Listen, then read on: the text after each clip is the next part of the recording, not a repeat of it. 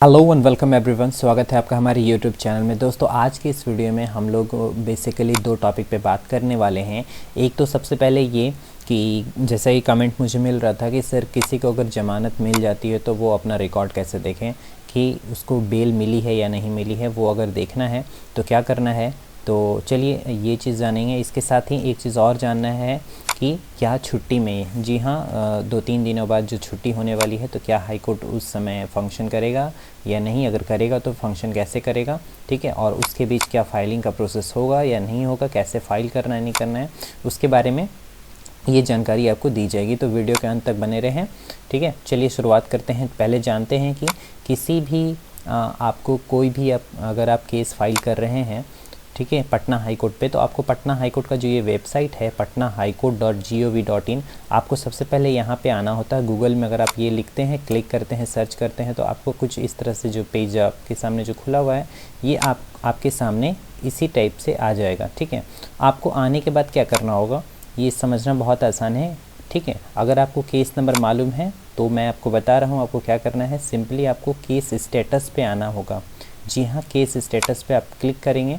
Case status में आने के बाद जो है देखिए, अगर आपका केस सिविल नेचर का है, यानी कि अगर आपने रिट फाइल किया है, एलपीए फाइल किया है, या फिर कुछ इस तरह से जो भी आप कंपनी अपील होता है, ठीक है, सिविल मिसलेनियस होते हैं, सिविल रिट होते हैं, या मिसलेनियस जुरिस्डिक्शन केस यानी एमजेसी वगैरह कुछ इस टाइप का केस है, तो आप यहाँ पे देखेंगे। अगर देखते हैं मोस्ट ऑफ़ द केसेस जो होते हैं वो क्रिमिनल केसेस होते हैं। तो क्रिमिनल केसेस में ज़्यादातर जो केसेस होते हैं वो बेल से रिलेटेड होते हैं, या वो ए बेल हो या आर बेल, यानी कि एंटिसिपेटरी बेल हो या रेगुलर बेल।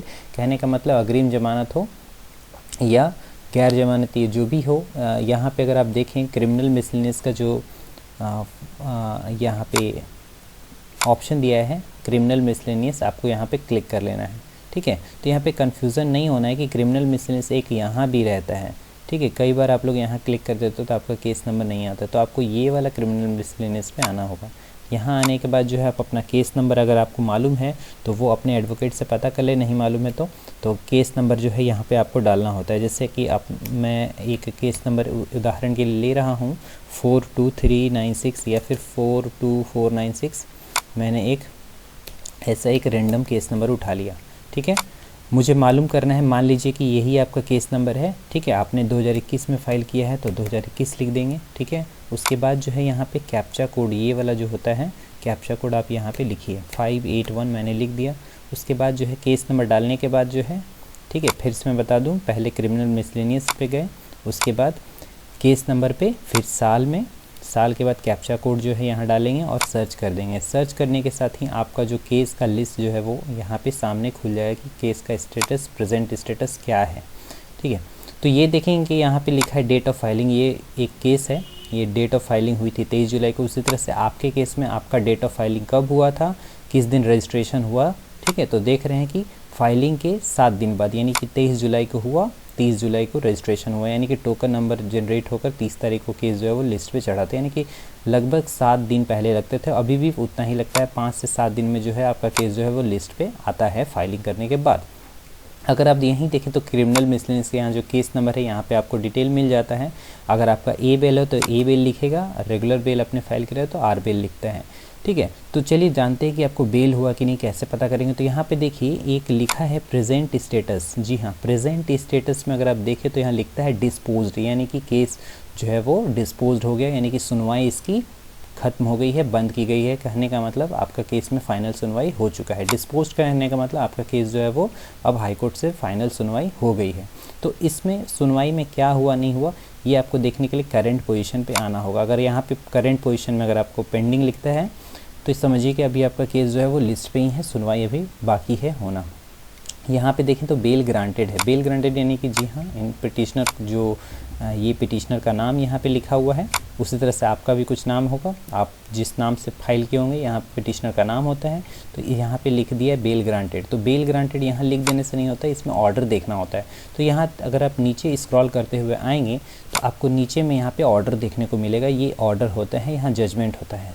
रिट अगर आप देख रहे हैं तो रिट में जजमेंट होते हैं। ऐसे मोस्ट ऑफ़ द केसेस में आपको ऑर्डर में ही यहाँ पे आपको मिल जाएगा, ठीक है। हालांकि यहाँ पे एक देख रहे हैं 25 नवंबर, ये जो है गलती से लिखा गया है, ठीक है। ऑर्डर डेटेड जिस दिन ऑर्डर होता है उस दिन यहाँ पे लिखा जाता है। 25 अक्टूबर होना चाहिए था, इन्होंने 25 नवंबर डाल दिया है। खैर ये थोड़ा सा ऑनलाइन में वेबसाइट में थोड़ी गड़बड़ी होती है।